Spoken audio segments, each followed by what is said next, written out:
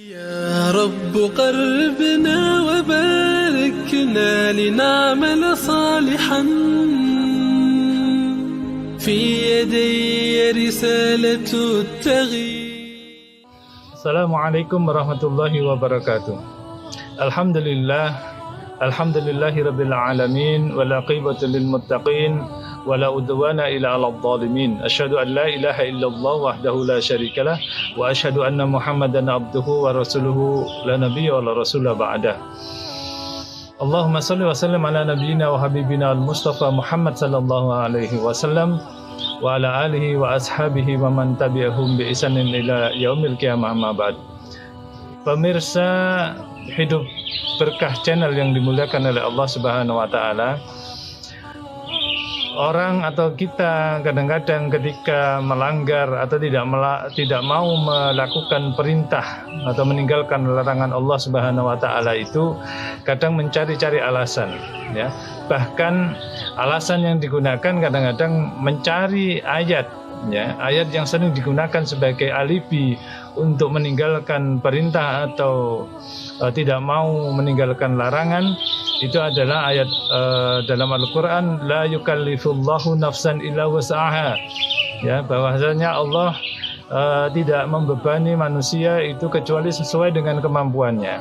Ayat ini yang biasanya dijadikan alibi untuk meninggalkan perintah atau larangan Allah, ya, padahal ayat ini tidak semestinya dijadikan alasan untuk meninggalkan perintah atau melanggar larangan Allah Subhanahu wa taala.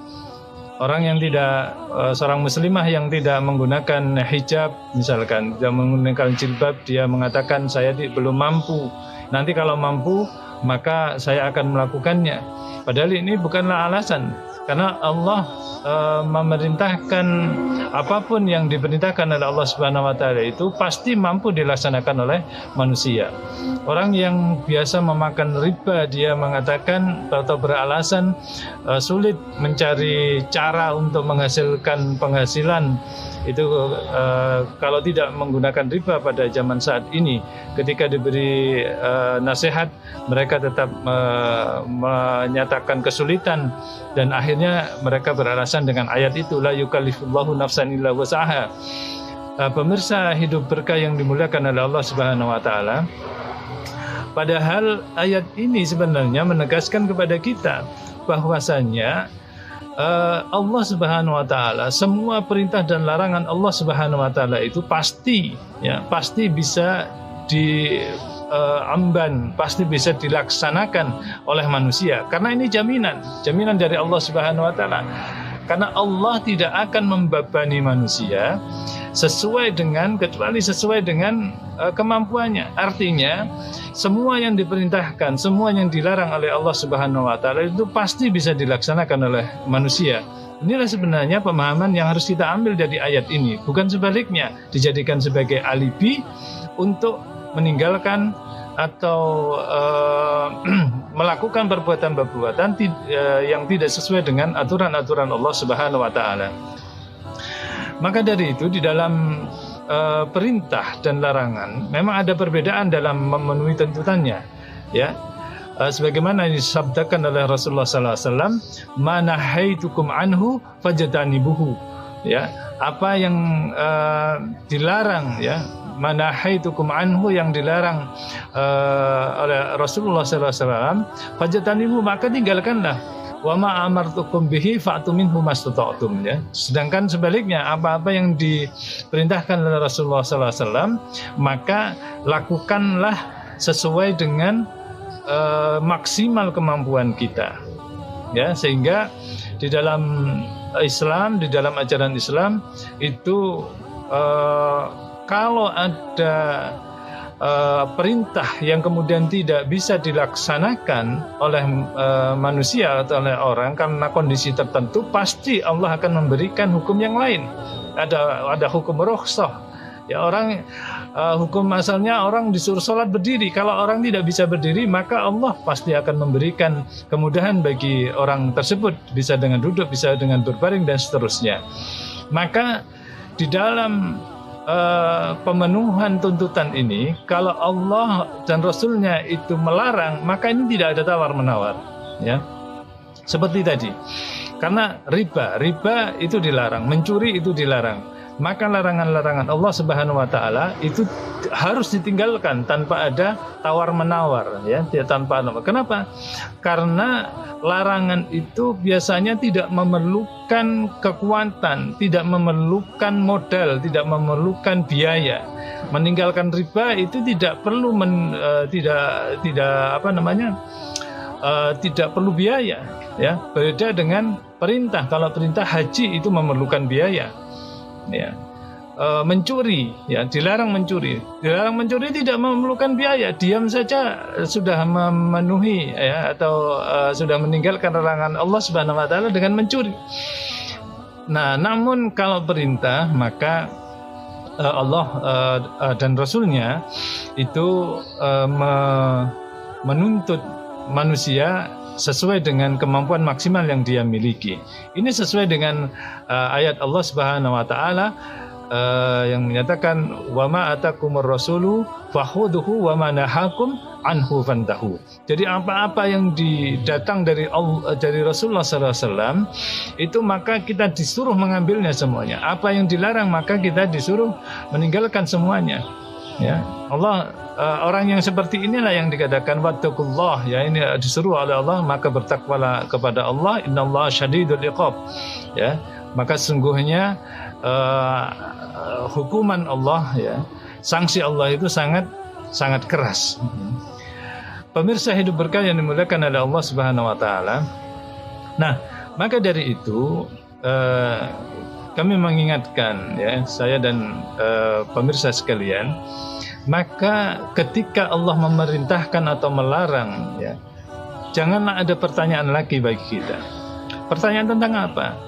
Pertanyaan tentang apakah larangan Allah atau apakah perintah Allah itu akan mendatangkan kemaslahatan, ya. Jangan mempertanyakan itu. Apalagi pertanyaan yang mencari-cari alasan agar bisa tidak melakukan perintah, ya, agar bisa melanggar larangan Allah.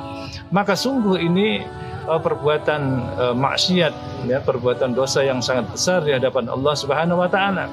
Kenapa? Karena seluruh perintah Allah, seluruh larangan Allah ini adalah untuk manusia, untuk kebahagiaan manusia, agar kehidupan di dunia ini bisa tentram damai, ya. Nah, kalau kita masih terus-menerus, ya, kemudian mempertanyakan apakah perintah larangan Allah ini mendatangkan masalah atau bukan, maka jangan-jangan, ya, Allah nanti malah sebaliknya, ya, akan membinasakan manusia ini, akan membinasakan kita, akan menurunkan azab, ya.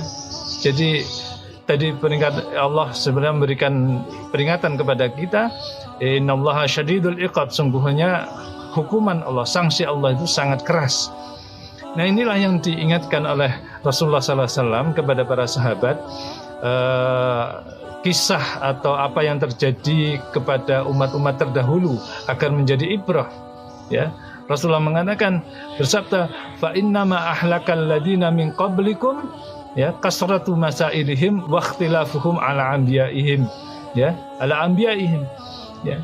Jadi fa innama ahlakal ladina min qablikum, sungguhnya orang-orang terdahulu itu hancur, ya, kehancuran orang-orang sebelum kalian itu kasratu masailihim, ya, karena mereka banyak pertanyaan, ya, waqtilafum ala anbiyaihim, mereka juga banyak perselisihan, menyelisihi nabi-nabi mereka, ya.